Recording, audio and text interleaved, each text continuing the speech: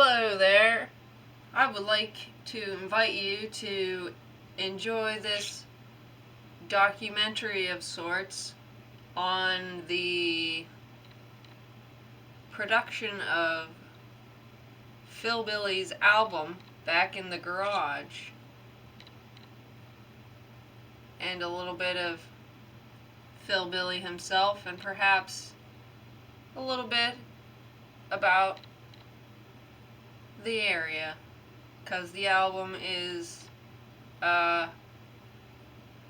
very Pittsburgh themed.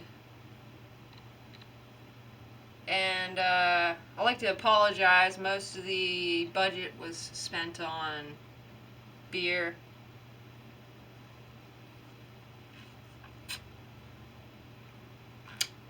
But I hope you enjoy the show.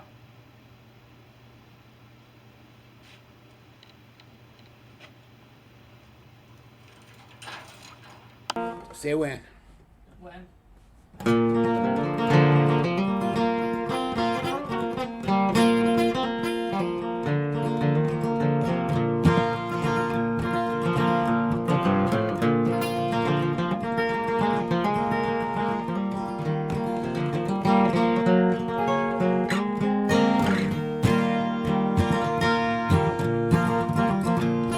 Well, I rode east from the West Coast way, the iron rail. It took me 3 days. Purged my demons on the way. Pittsburgh's where I stayed. I took a gray dog down old Ambridge town, not a steel mill to be found. Old timers spoke of a better time when the golden steel just flowed like wine.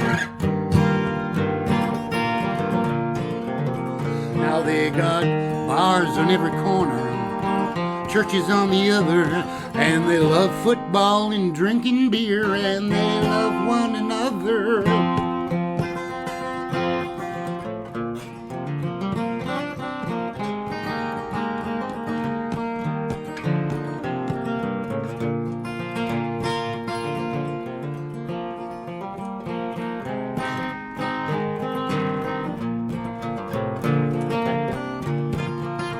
Now in this here new world global order, in this country without no borders, plain to see that you and me don't get what we ought to, like the truth. No more factory bells, you get prison cells, you stand in long lines, pay traffic fines, stamp back blues, got the COVID dues. Trouble flows like Ohio River water. But if you think our spirit's broken, that's what you're hoping. Folks round here gonna tell you clear they don't whine. They ain't joking.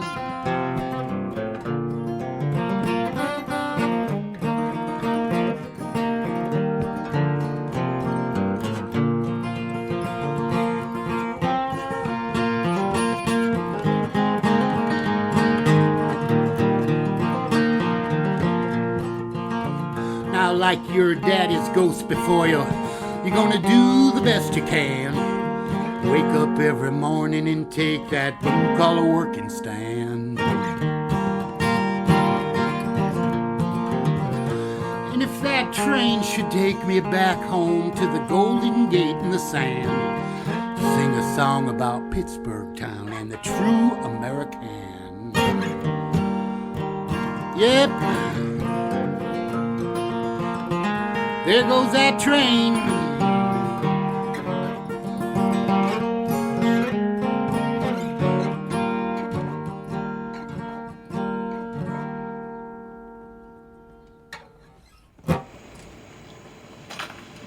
Okay. So where are you from? Boston area. I was born in Somerville, Massachusetts in 1952, which is right next to, you got a bug on you there. Right next door to Cambridge, Massachusetts. So I spent my early years in Cambridge, and I left home at 13 years old, and I went as far as I could on a Greyhound bus, which was New York City, and I ended up in Greenwich Village in 1967.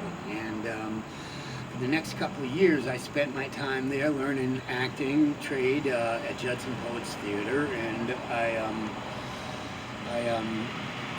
stayed there for a couple of years and met a young lady. We ended up back home in Boston for a while until the government said I had to go to Vietnam. And I ended up in Canada for another year with Jesse, and we did a bunch of traveling arts and crafts shows across the whole country, from Nova Scotia to Vancouver Island. We did music shows. We made hash pipes out of stone. We served all kinds of food, apple fritters, corn fritters, depending on the location we're in. If we were on the coasts, we did fish cakes.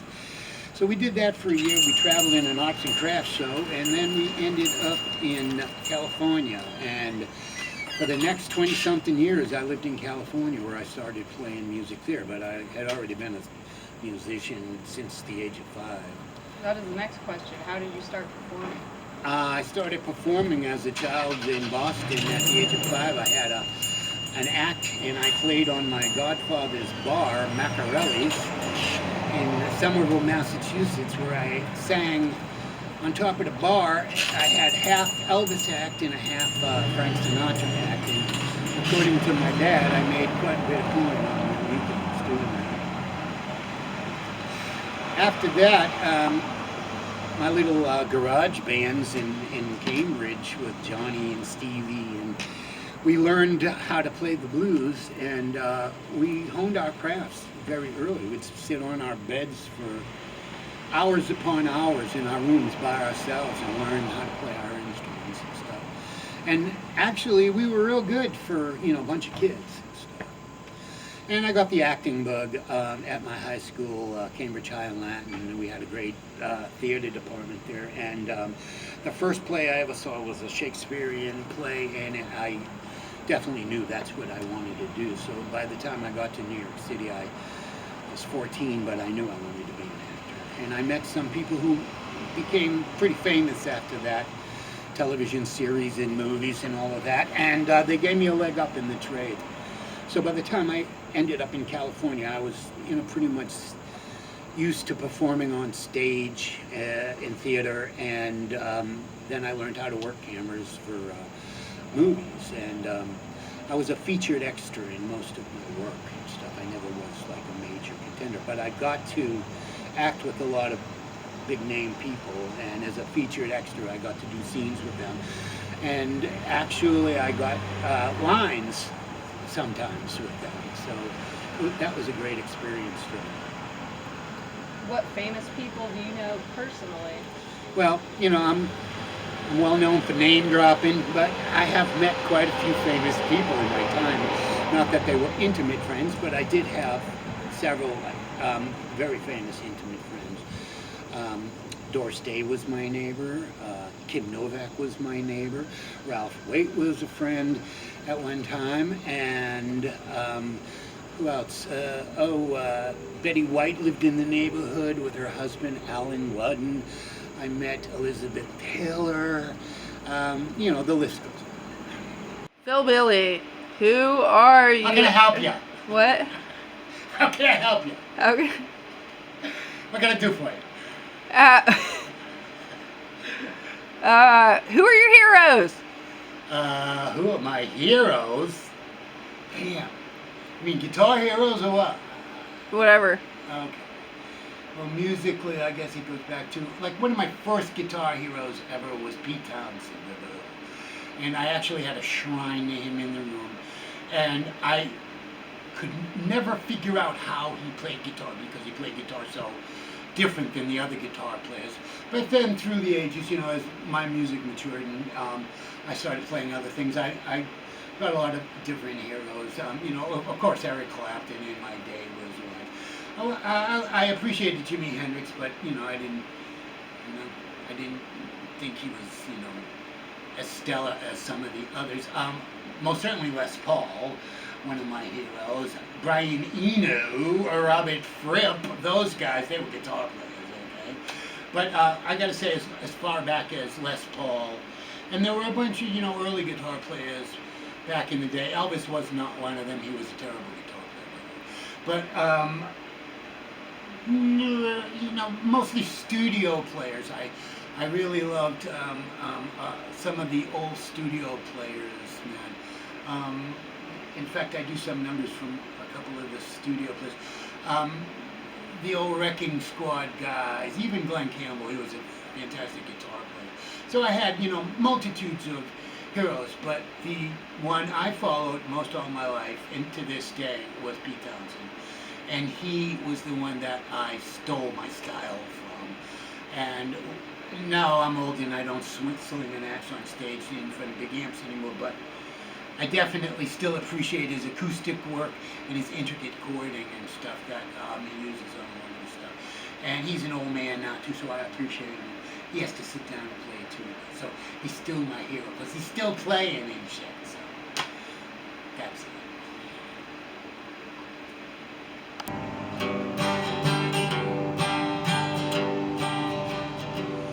I was born on this land a long time ago,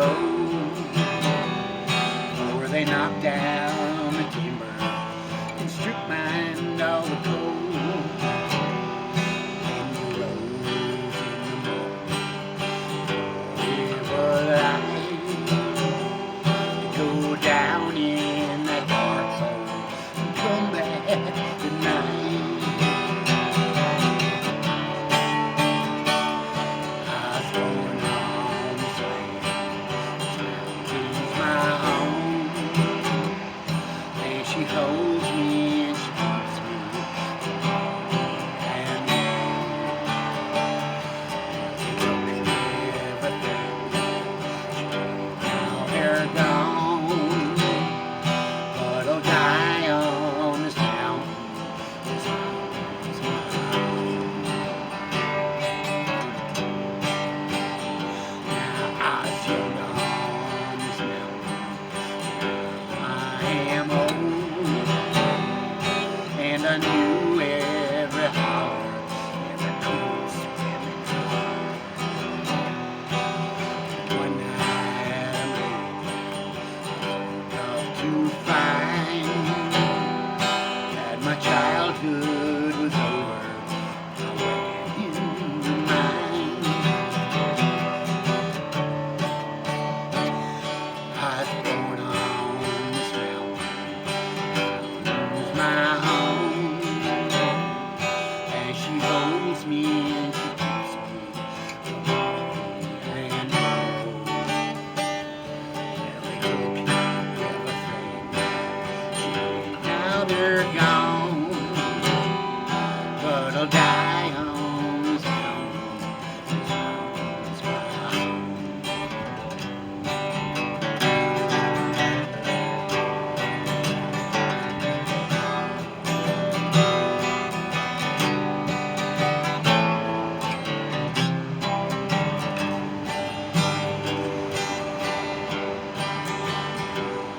There's a hole in this mountain, and it's deep, and God only knows all the secrets it keeps. There's a chill in the air, others can't feel, and there's ghosts in them tunnels, the company is sealed. I was born on this mountain, my home, and she holds me and she keeps me from worrying and well, they took everything. Now they're gone, but I'll die on this mountain. This mountain's my home.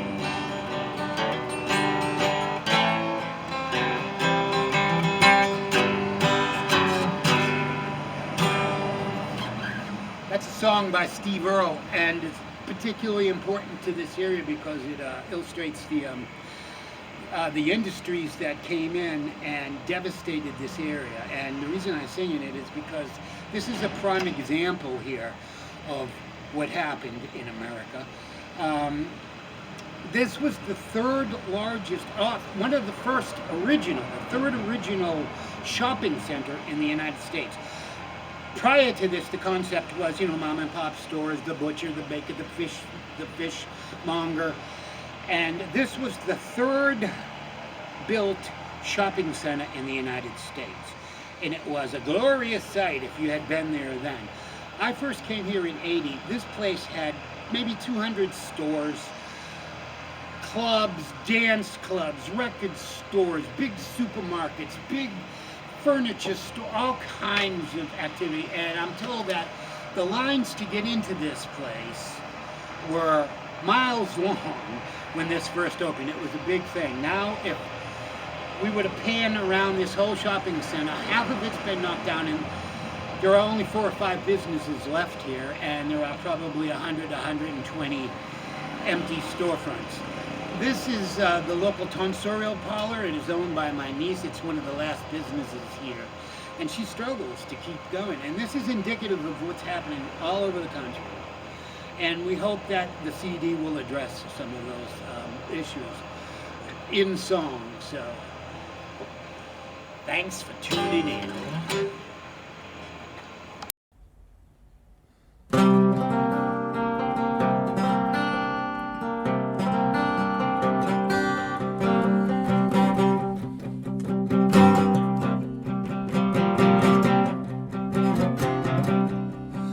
Dark bird flew by my window. It said, you better slow down. The path that I was considering, it ain't the only path around. And so I drove up to Walmart because it's really close. And then the old cashier lady, she suddenly turned and she froze. She stared straight ahead at nothing, and I timed her with my cell phone. Then 3 minutes later, yeah, she blinked and it was out of that zone.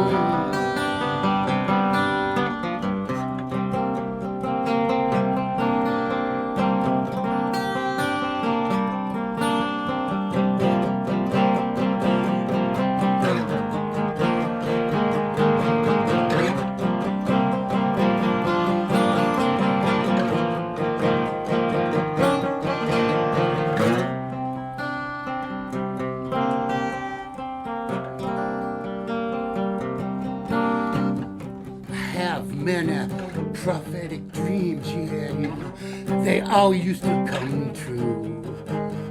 But now just 'cause I have them, yeah, I know what I must do.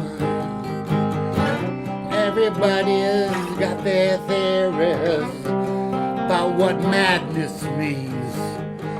I think it's 'cause of them aliens controlling our life scenes, yeah, baby, but sometimes old ladies just freeze, and sometimes I listen to dark birds, prophetic dreams and alien scenes,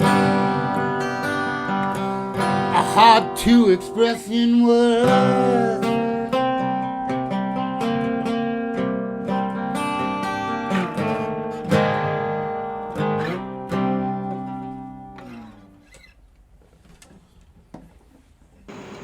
How did you end up here? I ended up here because in my second incarnation, from my late 30s to my 40s, I was in San Francisco, and I had given up my family life in Monterey, and I was pretty successful in Monterey, both as a musician and as an entrepreneur. I had I drove a cab, I drove a truck for a produce firm, but I also played music and was lucky enough to play at Pacific Arts Studio, which was owned by Mike Nesmith of the Monkees. And actually, as the 70s wore on, I was tired of the genre. It was, folk rocky kind of rock and roll mixed with country. It was kind of getting bland, so for excitement, I moved to San Francisco and I started in on the punk rock scene. And my whole world changed when I got into punk.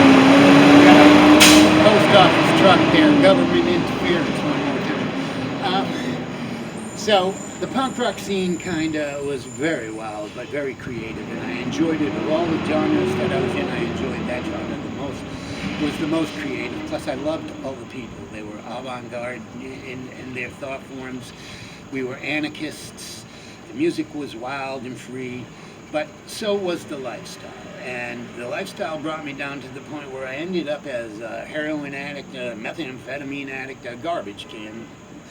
And I ended up here because my liver failed. And I thought I'd have to get a new liver. So I moved here and for the next few years went on treatments for liver disease. And that's how I ended up here. And little did I think, because I had visited here a lot, my relatives live here. And I loved the place, but I never thought I would live here. And I ended up staying and spent 20 years now, or more. What are you doing now? What I'm doing now is mostly working with young people. I taught music here for quite a while. I haven't really performed stage-wise since I've been here, but I did do a few films while I was here. And I taught music with a pretty prestigious drummer from the area. He was Frank Sinatra's drummer. He was a Vegas house drummer. He had a music store here. I ran the guitar department and I taught music. But of late, I'm working with my producer here, which has been exciting because it harkens back to my Greenwich Village days as far as avant-garde goes. And just a very free form of art and music, and I appreciate that a lot in my waning years. I'm 70 years old now, so my stage abilities are limited. I don't go out after 4 practically, but if the right show came along, of course I would do that. But pretty much that's what I'm doing. I write. I've changed from performing a lot to writing, so that keeps me kind of busy. And my health has deteriorated in the last bunch of years, so I am pretty limited. As most of us old-timers who've been around, you know, are. Those of us that are left. You got to figure I went through several epidemics, AIDS epidemics, the drug epidemic, now the COVID epidemic, and I lost a lot of friends in the journey. So this is the latest venture, and this is Incederai, and check out the website. What is it? www.incederai.com. Incederai. Well, Incederai. What is it? I should know this, but I don't. Incederai. Incederai. See, it means you will advance in Italian. So, the upcoming CD, Back in the Garage, should be on that as well as several other platforms. But I would like you to go to that particular platform because that's the home base of this whole production. And we'll be seeing ya.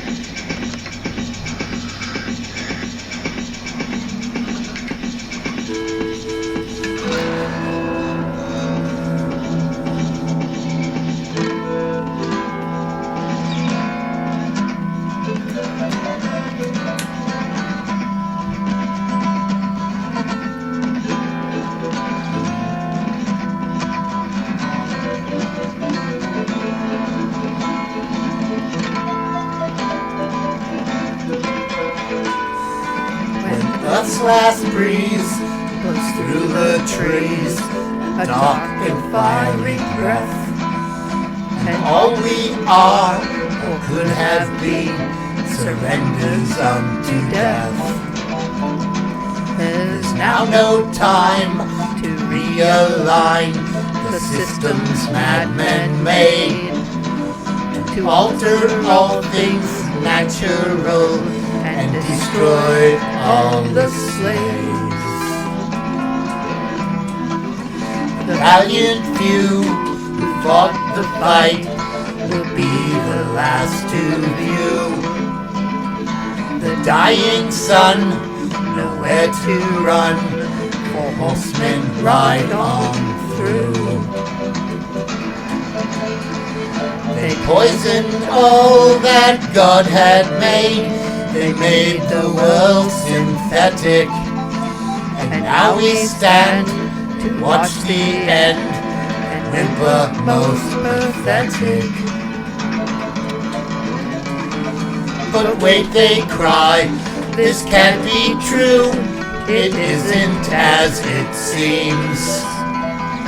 But alas, it's come to pass. This just wasn't a dream.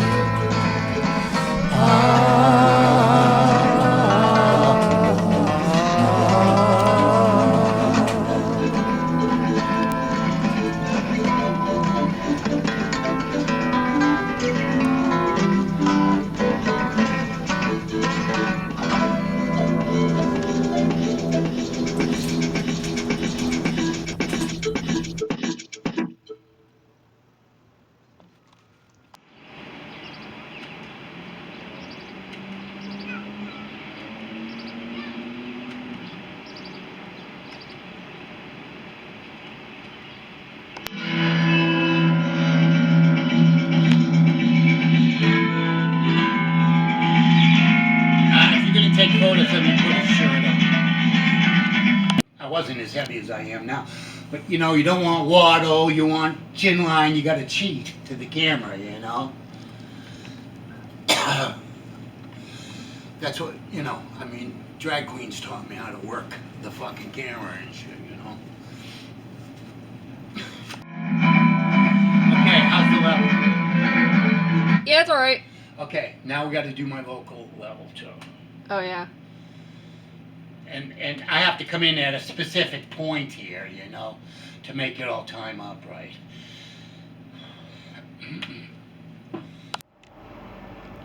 So what happened to Phil Vendetta? Phil Vendetta. I think Phil Vendetta died in 1997 after moving to Pittsburgh. No one ever heard from him after that. They say he just like became a priest or something and just left, and heard he was doing service work in Africa or something. I don't know. Anyway, he was crazy, so it doesn't matter. About Phil Vendetta? Why? I don't know. Yeah, we can talk about him, but what do you want to know about him? I knew him well. He wasn't a really nice guy. He wasn't? No. No. No, he was a philanderer. And, no, actually, he was okay. But Phil Vendetta was born of angst and insecurity. And also mixed that in with anarchy, with the punk rock movement. And he was born of that music, but got to rub elbows with all the, you know, underground punk rock guys and stuff, and play with a few of them, and loved that philosophy. But I think drugs took Phil down pretty bad. Last I saw her, was in the cement in San Francisco on Lower Haight Street, was etched in cement, Vendetta still alive in '85, and that was, you know, that was kind of I don't know, that was foretelling of his future when people thought, hey, he's still alive in '85. So you know that he didn't probably make it through the '90s as a lot of those icons did. I think he morphed into another character. Anyway, I heard he moved to Pennsylvania, and that was the last we heard of him. So, I don't know. Newscasters, all that stuff.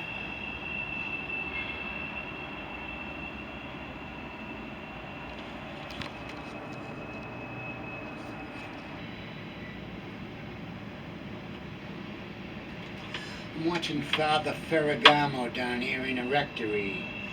He's sitting at his desk on his cell phone. He's just scrolling. Are you watching him through his window? Yeah. Yeah, that mad cappuccino. I told Terry about my dream. I saw the big Friar Tuck capuchin monk by Yeah. my bed, ghost guy that I could smell, and he was, big and had a capuchin haircut, and he had rough brown, like, cover, and it was tied with a big rope, and he was kind of rotund, and he smelled, and he was bearded, and she reminded me that this is actually named Capuchin Way, and he was a Capuchin monk that I saw, and Wait, what's Capuchin Way? that street right there is called This street? Capuchin Lane. This street? It's also like Second or whatever street, but it's also Oh. Capuchin Lane. Yeah. Like the Capuchin, yeah, like the order, the religious order. no, I mean the alley. No, not the alley. Oh, the street. street that he lives on. And you did miss the blessing of the animals the other day. Oh. I meant, and by the time I got to it, I was going to film it, but it was almost over. I'm on UFO watch tonight. Yeah, that's what I was kind of wondering if we're gonna see anything. I was sorry. So in the meantime, I keep my eyeballs peeled because I've seen two. I just saw a light out of the corner of my eye up there. You're going to see the space station at some point, and it's a clear night, so. And I don't think lightning bugs come up this high. But it looked like a lightning bug out of the corner of my eye. I can't say I've ever seen them this high. I see them around the lights and down there. And there's a couple was buzzing down by the church there earlier. There are lightning bugs all over. In your backyard? Yeah.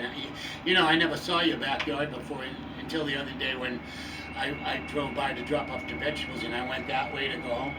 That's a nice backyard. Yes, it is. It hold a nice big garden if your neighbors were in a communal gardening. Me and Eric had a garden in the back of the other one, Oh, yeah. and it was nice. People did enjoy our communal tomatoes. Yeah. We didn't get if we wanted the tomatoes, we had to pick them before they were ripe and let them ripen in the window, or else somebody else would take them. I've always run into that problem with my gardens. In Pittsburgh, I had a massive garden. I just saw a lightning bug here. A lightning bug? What are they doing up here? This high, yeah, he's lost. Oh shit! Well, he's going to get eaten by the birds. The swallows live on the roof, and they usually come out at dusk to eat all the bugs. Yeah. But in my garden in Pittsburgh, the neighbors, I lived in the ghetto, they'd come in at night and steal the stuff.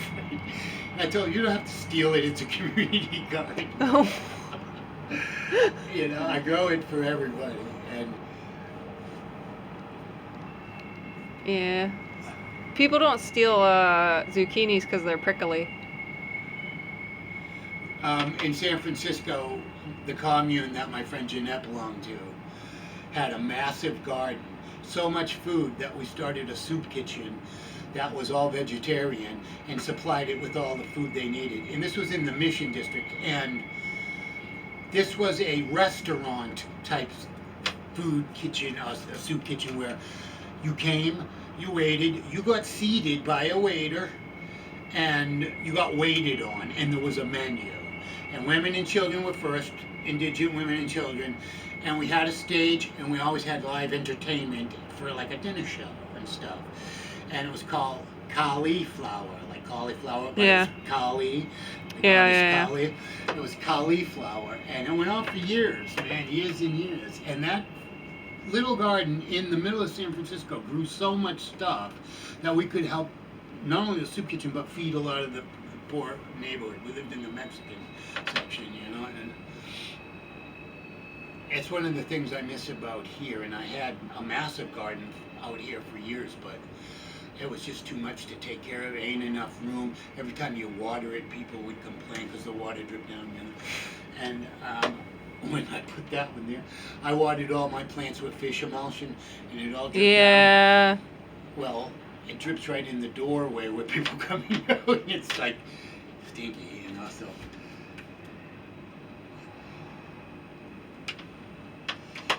I don't see any activity as far as even stars go yet. Well, it's not very dark yet. It hasn't finished getting dark. Yeah, but it's what? It's close to 9:30 or? Yeah.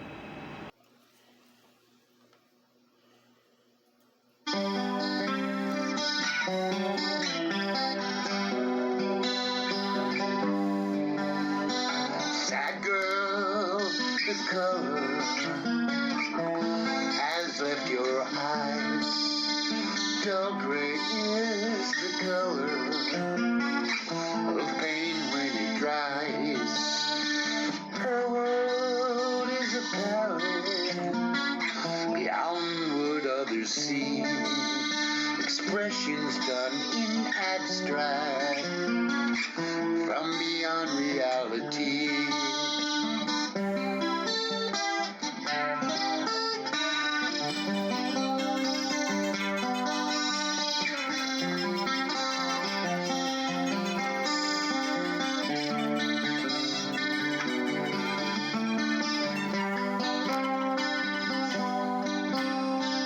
Brushstrokes swirl like Vincent's on the canvas that's her mind. Secret works there hidden, waiting for the light. But brave girl, you're painting, not yet quite complete.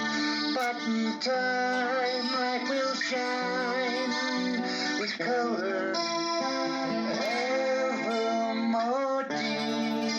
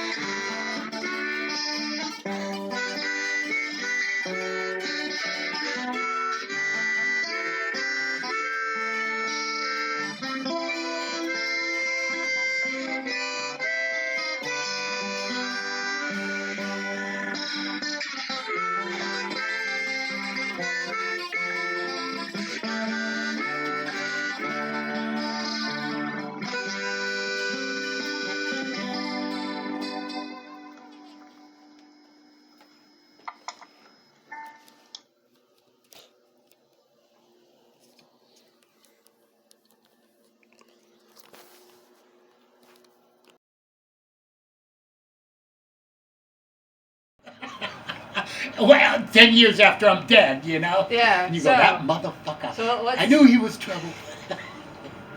let's talk about the production of the album and the documentary. Okay. And Are we rolling? We're rolling. Wow, you're sneaky. John Waters attack here. Okay, what do you want to do? I don't know. How hard was it to do? How long did it take? I Just think tell us it was a about- pleasure to do on my part, even though I was pretty ill through mostly. You You were. can tell in a lot of it. But I liked the concept. You're a great producer. You know, you put a lot of time and work into it. It was a great creative effort from me just writing. And I'm not trying to showcase my adept on a guitar or any of that. It was writing more than anything. It was the writing for me. And all the whimsy in my head came out in a song here or there, or a life story from me. My sister says it's sort of like writing your legacy, you know. And I hope that we can do another one this winter, you know. I liked the pace at which we did it. It wasn't, like I said, I don't like corporate music, okay? You will show up at the studio at a certain time and you know, I mean, if we wanted to drink beer and smoke pot, we could, you know? So, I loved doing this project, actually. And, you know, for an old geezer like me, it kept me busy and kept my mind off of, you know, being sick, you know, most of the time. So, and also got me, I haven't played for an audience in probably 12 years. And although, you know, I taught and I, you know, and you can't do, you teach, and this gets me playing again, so I really appreciate that end of it as well. When do you think we started it? 'Cause Well, I know we started it 3 years ago. we started playing That's together. when you started teaching me how to play guitar, but Yeah, when we actually started but making it was in the my album, mind from the get-go. It was a, Yeah. So I knew what I was doing. The first thing was to get you engaged in doing this, and then after seeing you as an artist, a painter, I knew you had something special, and you were the one. I've been here for 23 years, and I've met a lot of musicians, and they were all really good, and a lot of great art and music and sports comes from this area and then goes on to the big cities that I lived in. I did it backwards. I went to the big cities first, and then I came to the little town, and that worked though. So, but after seeing all your art and your abilities as a performance artist, as I saw you as a performance artist in your YouTube videos, it brought me back to Greenwich Village in the 60s in the performance art of the day. Only it's today's version. But the soul and the heart is the same, and it's all about art. And that's when I decided, I've always been an art benefactor if I could, helping younger musicians. And I taught a lot for free, and some of them went on, But I always tell the story of this old actress lady who helped all Brando and Pacino, let them stay at her apartment. Shelley Winters, by the way. I don't think anybody out there knows who that is, who's 50 or under. And she would bring these young actors home and feed them and help them with their lines. And she was a big star in her day, and a real Babe and all of that, And she was older now and taking on shitty roles and all of that just to pay the bills. But she always kept a spot for benefactors. And me up and coming, I had benefactors even here when I moved here. I was a punk rocker when I moved here. I got smacked by a whole different culture when I moved here than what I had lived in all my life. And it took several years to adapt to that, but I became more indigenous to where I lived, and started picking up on the local music and writing about the local scenes and the coal mines and the trains and all the stuff. And that's where I got the name PhilBilly. Playing in a little bar where I lived and was a fry cook, and the locals named me PhilBilly. And I'm from Boston, so the closest hill I know is Beacon Hill. But so I'm a Beacon Hillbilly. But I embraced the character and started seriously getting into the music of the hills, and met me a couple of real hill folk, and I loved their lifestyle. And my friend Ed was a lot younger than me, but he was my best bud, and he brought me to his homestead where he grew up, and it was a trailer. And he said, "Yeah, we have a garden. It's an iron garden." It was all broke down cars and lawnmowers and shit all over the place. And a 2-bedroom trailer that he grew up in with 5 brothers and sisters, and no running water or bathroom. They had an outhouse. And he took me there and he said, "Yeah, we had running water. We had to run down the creek and get it and shit, And if in the wintertime he slipped in the ice and fell, his dad would smack him upside the head for losing the water and stuff, And where he had to get the water was way down the hill, and it was just a rock on the side of the road with a pipe in it, and the water was coming out of the pipe. And there were tons of chickens. There was a donkey. There was all kinds of wildlife drinking out of the puddle that it was creating. It was to me idyllic. I grew up in the cities, So I started embracing. He turned me on to a bunch of Steve Earle for one, and music of that ilk. So.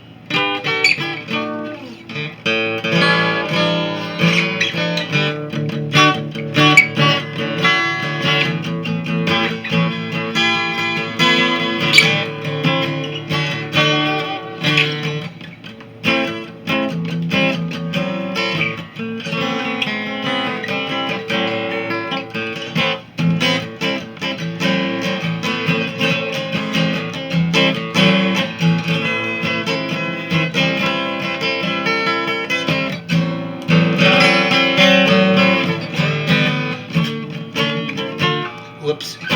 What? I fucked up. Oh.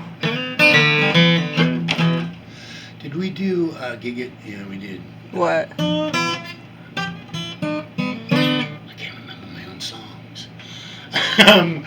um, Dixon Road. We did that. Yeah. No. We didn't. No, what is that? It's a song. We didn't do that. You sure? I got it. I thought I had it. I don't have it. Okay.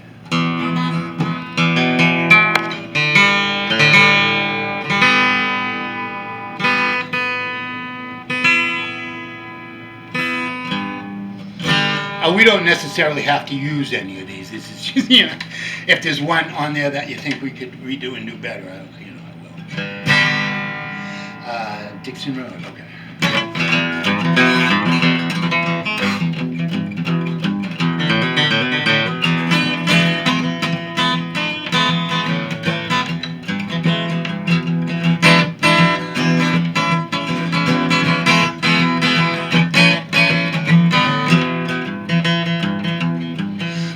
Giggy live up on Dixon Road. Top of the hill with the shacks gray and old. 40 years now from what I'm told. In a tent made of tops up on Dixon Road.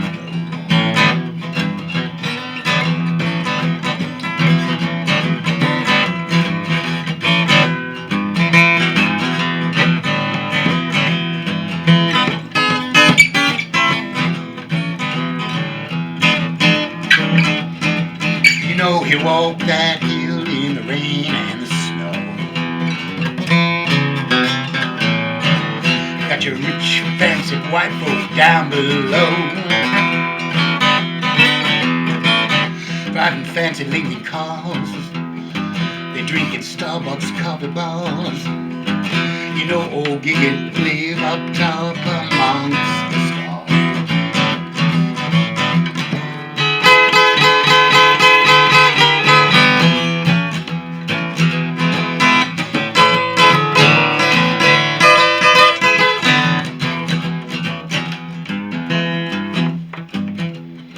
Yeah, now look here. About 20 years ago, he gets horse done down. At Christmas time, the sleigh bells did subside.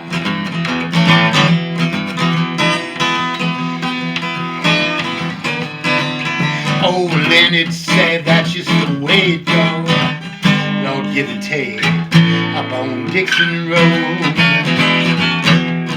Oh, poor boy.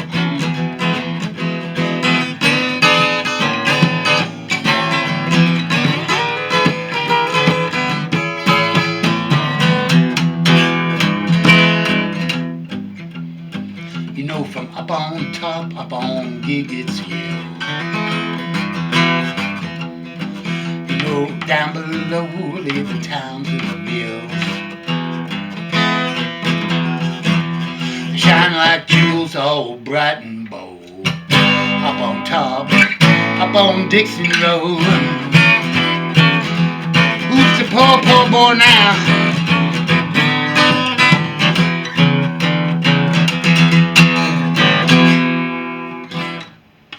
True story. Yeah, I don't think I heard that one. I know it. I don't think I've ever heard that one.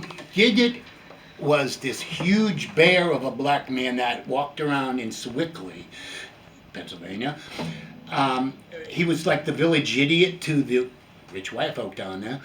And he actually was a brilliant photographer who had tons of ancient old equipment. And he knew computers better than anyone I know, but he didn't speak much. He was huge, and he wore an old overcoat, and he was like this bear. Everybody was scared of him. He was my friend Leonard's friend, and he lived up in back of Sewickley Hospital on Dixon Road, which goes all the way. It's like a little mountain road, and back in the day, his mother was a maid to the rich folks down below, and all the black maids and workers lived on Dixon Road in shacks. And so that was where Giggett grew up. And when I met him, he lived in a tent, a huge tent, bigger than my house, made of all tarps.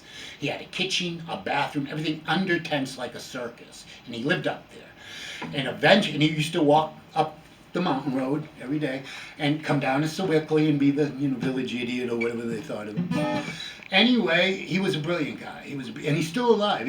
And I just bumped into both him and Leonard, and I played them the song because I had my guitar. When was that? A couple of weeks ago in Holy cow. Swickley. Nice. In the gazebo, and all this, like, people were on lunch, and and I was. You just took your guitar to Leonard Swickley. didn't even remember who I was because he had gotten hit by a car. Oh, He geez. was like brain damaged, and he was in a wheelchair and everything. Yeah. You know, who are you? You got any pot? Yeah. Oh, jeez. Yeah. This is in downtown Swickley, and I'm singing this song about rich people in Swickley on their lunch break. And they all clapped though. So yeah, that's a true story of up on Dixon I like that. Road. That's good. Dixon Road, yeah.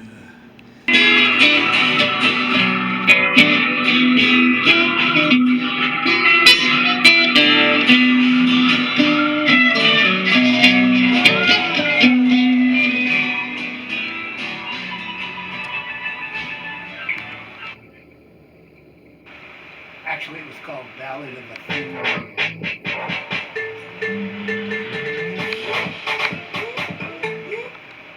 Ballad of a Thin Man.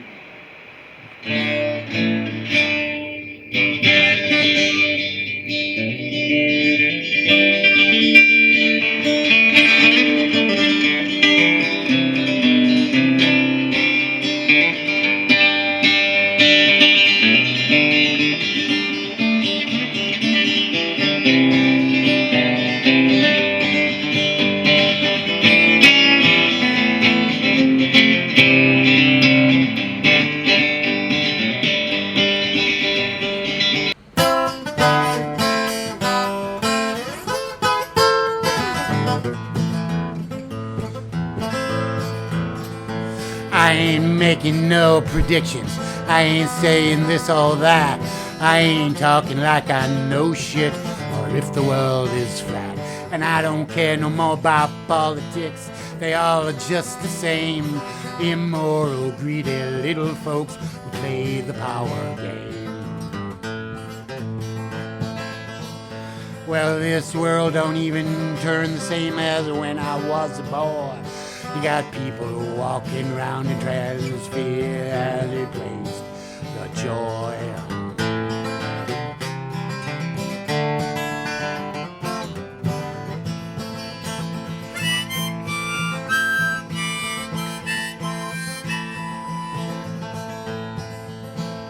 It's the young ones left to bear the cost of tyranny. Freedom lost and sadly they will never know the world from not too long ago. Wake up people, take a stand, take back your sovereignty. As children of eternal souls, organic, pure and free.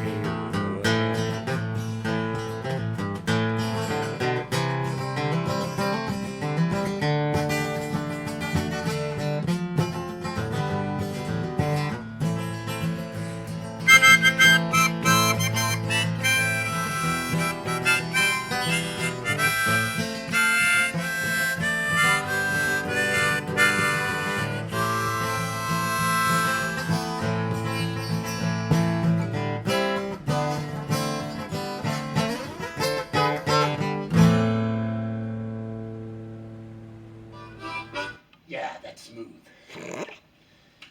It's 3 t-shirts. They were $10 for 3 t-shirts. I ordered 4 X's. They sent me 5 X's, man. But you know what? I'm getting fat, so they fit. But I saved one for you. It's totally white, right? Yeah.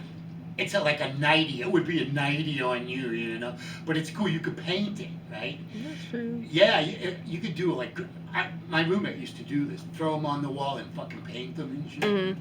She took our money for them too, man. You know, in San Francisco, we used to make rugs. We'd get big pieces of burlap, big squares of burlap, and go to the rug factory and get the remnants and make designs like a sunset or a peace sign or an American flag, and glue them on the with industrial glue them on the burlap.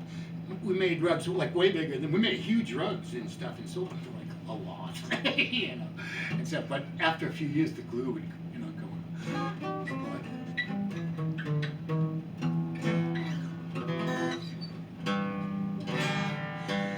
The weather is screwing with my guitar. guitar. Yeah, I was gonna say that sounds really far out of tune. I just got through tuning it too.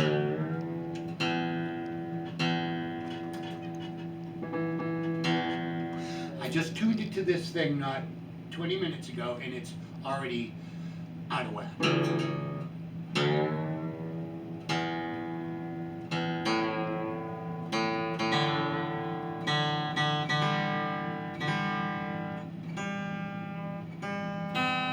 It's the humidity.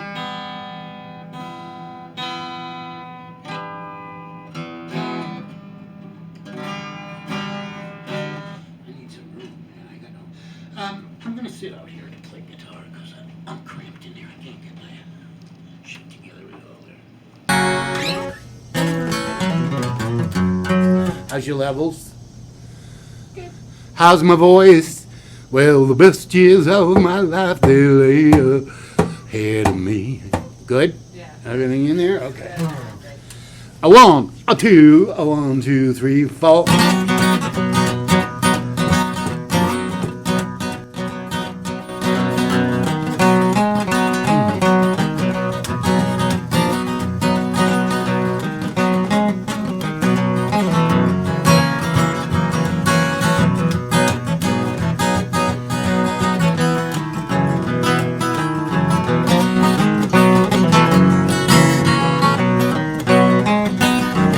Well, the best years of my life, they lay ahead of me.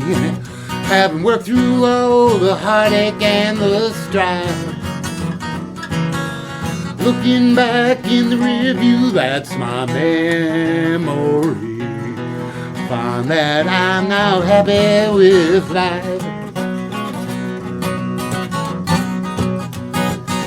You know, the gals I've met, they've treated me most graciously, but I can't say that I always did them right. Every one of them walked out the door, well, eventually. In retrospect, I see that they were right. Yeah, cat, go!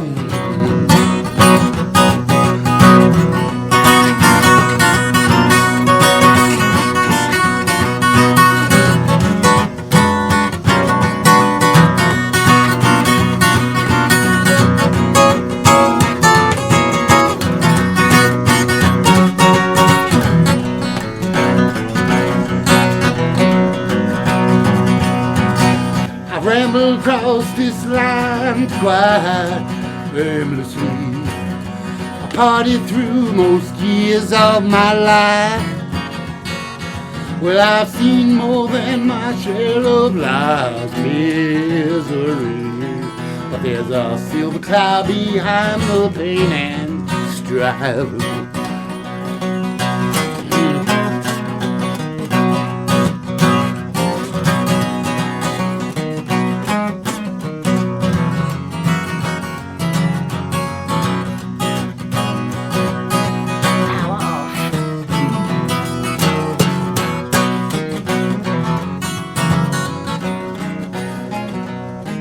Yeah, the best years of my life, they're still in front of me. Although the world seems worse than it ever did before. But my reputation no longer seems to follow me. And I won't be going back that way no more. And so the best years of my life, they're still ahead of me. 'Cause I made it through to this far, and all I got to say, if you wake up in the morning and you're still breathing, try to make the best of each and every day.